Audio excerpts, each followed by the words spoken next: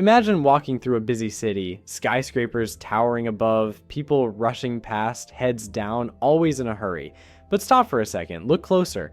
What are they chasing? Success, happiness, freedom, or have they forgotten what those even mean? We were told that civilization was progress, that comfort meant happiness, that following the rules meant freedom, but what if we got it all wrong? Centuries ago, one man dared to ask this question, Jean-Jacques Rousseau. He looked at the world and said, "This isn't how we were meant to live." And his answer? Return to nature. Now, Rousseau wasn't just some philosopher lost in books. He saw a world where people lived in towering cities yet felt more disconnected than ever. He saw endless ambition, but no fulfillment, wealth, but no contentment. Civilization, he argued, had taken something from us, our natural selves. Let's rewind.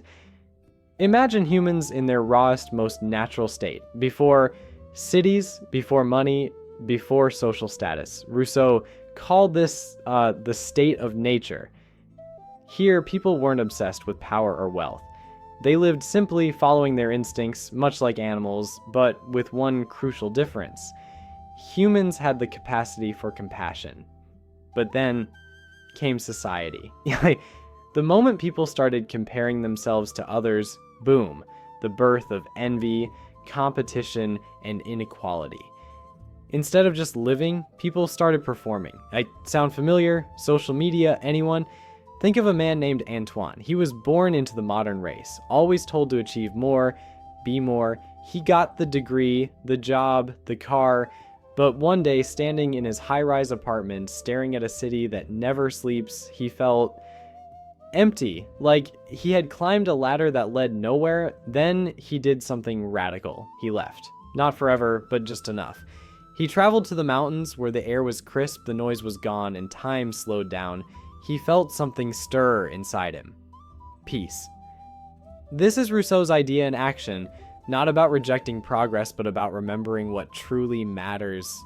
By the way, guys, I'm giving my 100% to bring you valuable content, but you're not showing love. This isn't good behavior. You must subscribe to my channel. All right, return to video. Think of a child playing alone in a field. They're happy, lost in their own world. But then another child comes along with a shinier toy.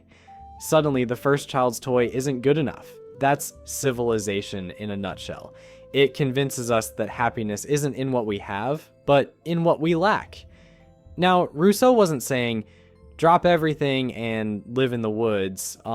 He knew we couldn't just undo civilization, but he did believe we could break free from its mental chains. How? By embracing authenticity. By stripping away the unnecessary and reconnecting with what truly matters. His ideas didn't stay locked in dusty philosophy books. They inspired revolutions. Literally, the French Revolution echoed his call for freedom and equality.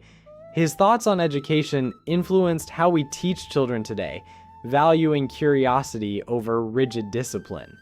Even modern minimalism, yep, that's a little bit of Rousseau shining through. So what does this mean for you? It means questioning what you've been told about success, happiness, and even yourself.